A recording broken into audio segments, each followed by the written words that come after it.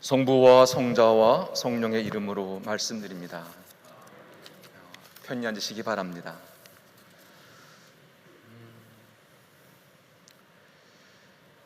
지난밤에는 많은 비가 내렸습니다.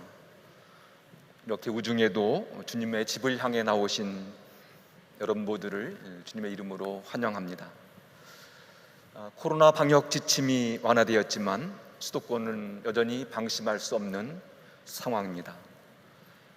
너무 오래되어서 참으로 힘들고 어려운 시간을 보내고 있지만 우리 모두가 이 위기를 잘 이겨내기를 또 기도하고 또 기대합니다. 여러분은 좋은 일, 자랑스러운 일 있으면 어떻습니까? 말하고 싶어서 입이 근질근질 하시지요? 할머니, 할아버지들은 기회만 있으면 손자, 손녀 자랑을 하고 싶어서 늘 입이 간질간질합니다. 오죽하면 자랑하고 싶으면 돈을 내고 자랑하라고 그렇게 말합니다. 요즘 많은 분들이 반려동물을 키우고 있는데 많은 분들이 자신이 키우는 반려동물이 웬만한 사람보다 낫다 그렇게 말을 합니다. 그래서 반려동물을 또 자랑하고 싶은 사람들도 참 많습니다. 운동을 열심히 하시는 분들은 기회만 있으면 자신의 몸을 자랑하고 싶어 합니다. 요즘 여러분의 자랑거리는 무엇인지요? 무엇을 자랑하고 싶어서 입이 근질근질 하시는지요? 여러분에게 우리 교회는 어떤 교회인가요? 자랑하고 싶은 자랑스러운 교회인가요?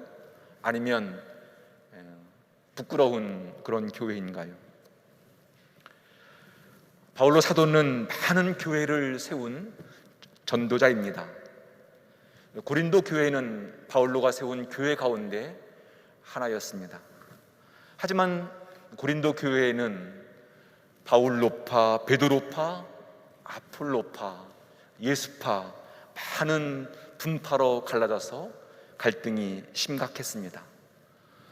성도들 사이에는 법정 소송으로 간 일들이 허다했고 또 성적으로 문란해서 갈등을 겪기도 했으며 우상 숭배에 바쳐진 음식을 먹느냐 마느냐 문제로 늘 대립각을 세웠고 성령의 은사에 대한 다양한 이해로 인해서 늘 교회는 분열되어 있었습니다. 고린도 교회는 방언과 예언의 은사가 있었지만 사랑은 부족했습니다. 지식이나 지혜가 풍성했지만 서로 이해하고 포용하는 사랑은 약했습니다. 뜨거운 성령 체험은 있었지만 십자가 이치를 깨달았고 그 사랑의 삶을 살려는 의지는 매우 약했습니다. 그 결과 교회 안에는 세상의 이치, 세상의 방식, 세상의 논리로 늘 분열과 갈등을 겪었고 복음의 진리와 신앙의 힘은 약화되었습니다. 바울로 사도는 이런 사람들 앞에서 나도 세상적으로 보면 자랑할 것이 참으로 많은 사람이지만 그런 것들을 자랑하지 않겠노라고 말합니다. 나도 지식이나 지혜로 보면 어느 누구에게도 뒤지지 않지만 그런 것들을 자랑하지 않겠노라고 말합니다. 내가 복음 전도를 위해서 수고를 많이 했지만 그건 역시 자랑하지 않겠노라고 말합니다. 자신은 몸과 영혼이 분리되어서 하늘로 올라가는 놀라운 신비체험, 거룩한 체험을 했지만 그 놀라운 신비체험도 자랑하지 않겠노라고 말합니다. 오히려 그는 자신의 약점을 자랑하겠다고 말합니다. 뿐만 아니라 하나님께서는 그가 교만하지 않도록 자신의 몸에 가시로 찌른 듯한 그런 고통, 병을 주셨다고 말합니다. 그는 그 고통이 너무도 힘들고 고통스러워서 3번씩이나 이 고통을 떠나가게 달라고 간절히 기도했습니다. 바울로 사도는 이렇게 고통을 안고 살아간 믿음의 사람이었습니다. 그가 오늘 이렇게 고백합니다. 나는 그리스도의 권능이 내게 머무르게 하려고 더없이 기쁜 마음으로 나의 약점을 자랑하려고 합니다. 나는 그리스도를 위해서 약해지는 것이 만족하게 여기며 모욕과 빈곤과 박해와 곤궁을 달게 받습니다. 그것은 내가 약해졌을 때 오히려 나를 강하게 하기 때문입니다. 이 말은 나는 약하지만 내 안에 계신 주님은 참으로 강하다는 말입니다. 나의 약함을 통해서 주님은 나의 삶을 인도해 가시고 나의 약함을 통해서 주님의 은총과 사랑은 더욱 깊이 체험될 수 있다는 고백입니다. 그렇습니다. 하나님을 믿고 신뢰하며 살아가는 신앙인들은 시련이나 역경 속에 있을 때 오히려 더 강하게 하나님이 나와 함께 계심을 경험합니다. 신실한 신앙인들은 자신이 약할 때 오히려 강하신 하나님의 사랑과 능력을 더 깊이 체험합니다. 하나님 말씀 안에 살아가는 사람들은 거센 파도와 풍랑 속에서 두려워하거나 염려하지 아니하고 오히려 말씀의 빛, 말씀의 인도를 따라서 더욱 담대하고 옹골찬 믿음의 삶을 살아갑니다. 이런 의미에서 신앙은 역설이고 신비입니다. 주님 앞에서 나의 약점과 허물을 드러낼 때 그 약함과 허물은 은총의 통로가 된다는 말입니다. 주님 앞에서 나의 약함과 상처를 인정하고 드러낼 때 그 약점과 상처를 통해서 하나님의 은총은 우리에게 흘러온다는 말입니다. 신실한 신앙인은 자신의 약점이나 상처를 거부하거나 부정하지 아니하고 인정하고 받아들입니다.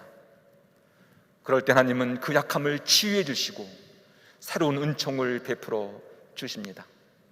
이 성찬례는 나의 자랑을 드러내는 자리가 아니라 나의 약함과 부족함을 내어놓는 자리입니다. 여러분의 봉헌은 그 봉헌만이 아니라 하나님, 저의 약함과 부족함도 봉헌합니다. 저희 한 주간의 삶, 허물도 주님께 봉헌합니다. 저는 이런 사람입니다라는 고백을 통했대. 그리고 주님을 제 안에 모시기 합당치 못하지만 주님의 은총을 간청할 때 하나님의 놀라운 축복과 사랑이 우리들에게 흘러옵니다. 이 성찬예가 그런 은총의 통로 시간이 되기를 기원하고 기도합니다. 오늘 복음 말씀은 예수님이 당신의 고향을 찾아간 이야기입니다. 예수님이 고향을 떠나서 출가를 하셨습니다. 그리고 당신 삶 안에는 많은 다양한 경험들, 변화가 있었습니다. 무엇보다 먼저 요단강에서 세례를 받을 때 하늘의 음성을 들었습니다. 너는 내 사랑하는 아들, 내 마음에 드는 아들이라는 그런 놀라운 하늘의 소리를 들었습니다.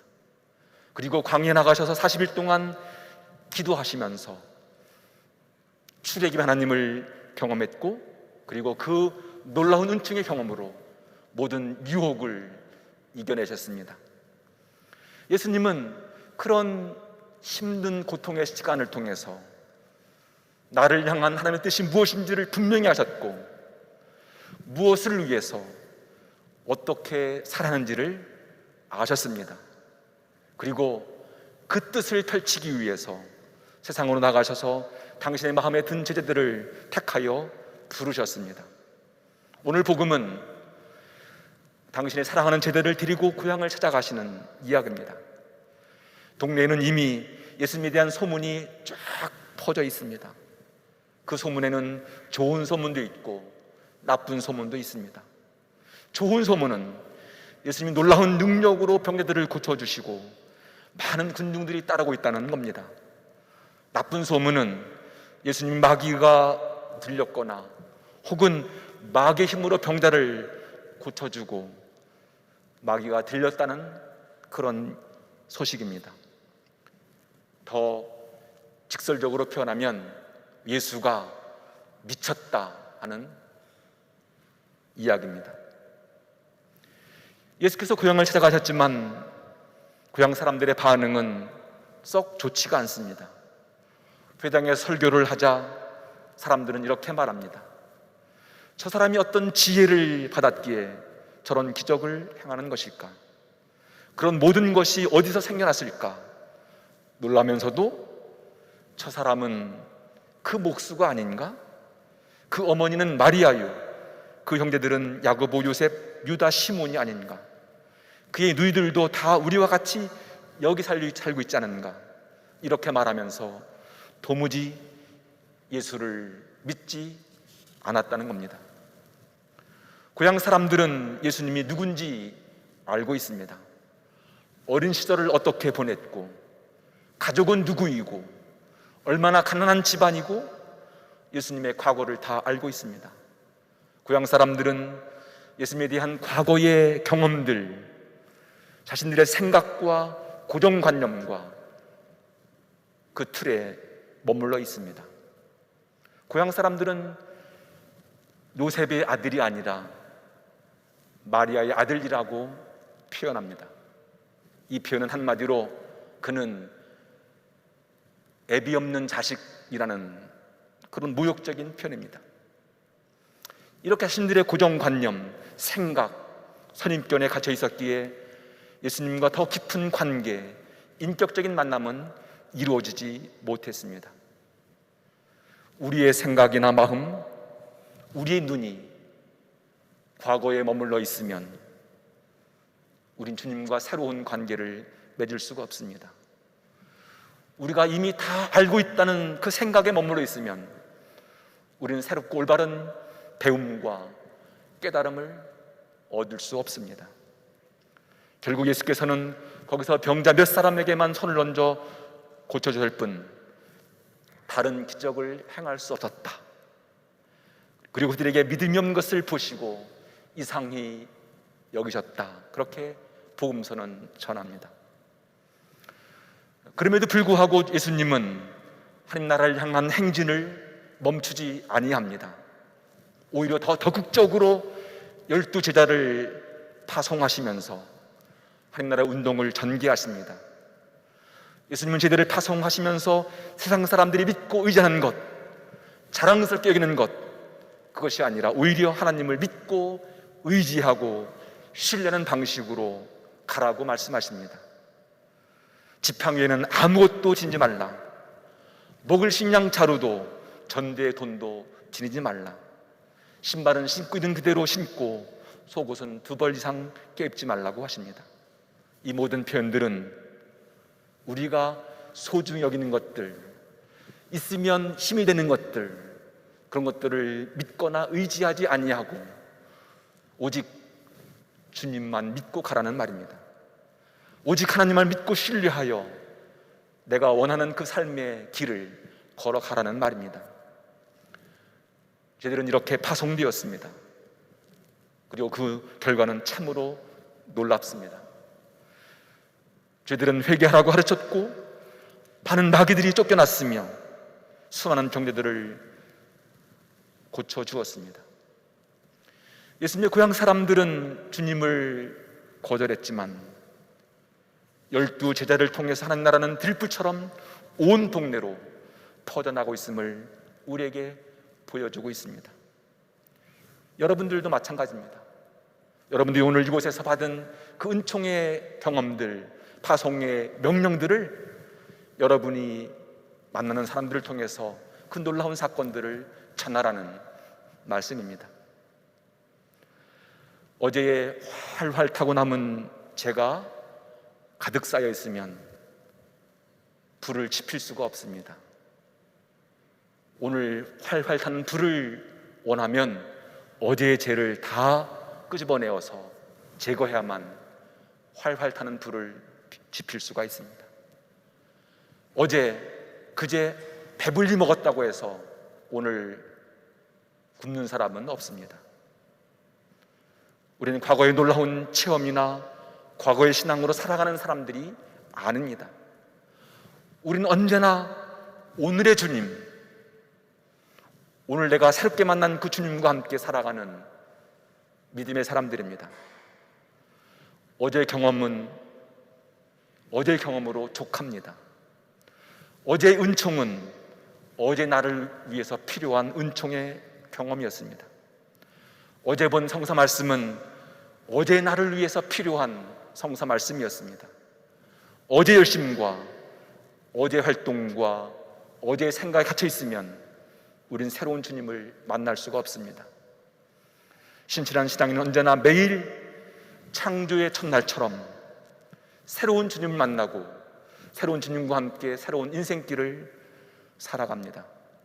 매일 주님과의 만남과 관계를 맺음을 통해서 새로운 은총을 경험하면서 그 창조 아침처럼 새로운 날을 열어갑니다. 고린도 교회 신자들은 자기 자랑으로, 자기 생각과 고정관념으로 복음의 진리를 이해하지 못했습니다. 예수님의 고향 사람들은 예수님이 어린 시절 이미 다 알고 있다는 그 고정관념과 생각에 갇혀서 예수님을 환영하지 못했습니다. 하지만 바울은 자신의 강함이 아니라 약함을 통해서 하나님의 은총을 더욱 깊이 경험했습니다.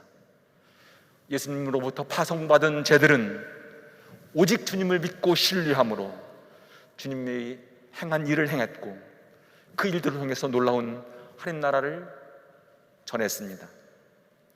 바울의 모습, 파송받은 12제의 모습이 바로 오늘 우리가 살아가야 할 믿음의 모습이고 삶의 모습입니다.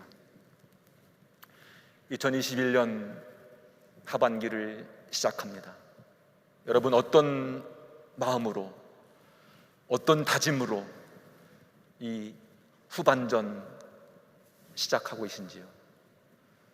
전반전도 실패했으니까 후반전도 굴렀다, 이렇게 실망하는 가운데 시작하십니까? 전반전에 성공했으니까 후반전은 그냥 이대로 가면 좋겠다 하는 마음으로 가십니까? 전반전에 실패했더라도 후반전에 더 좋은 복된 삶을 통해서 마지막 2021년 12월 31일 우리의 삶이 주님 안에서 승리하는 그런 삶이 되었으면 좋겠습니다. 우리가 사도 바울의 고백처럼 약할 때 더 강하다는 이 믿음으로 살아갈 때 주님의 놀라운 은총이 우리의 삶을 더욱 강하게 인도하실 겁니다. 금년 하반기가 이런 은총의 삶으로 더욱 힘차고 복된 삶이 되기를 간절히 기대하고 기원합니다. 성부와 성자와 성령의 이름으로 말씀드렸습니다.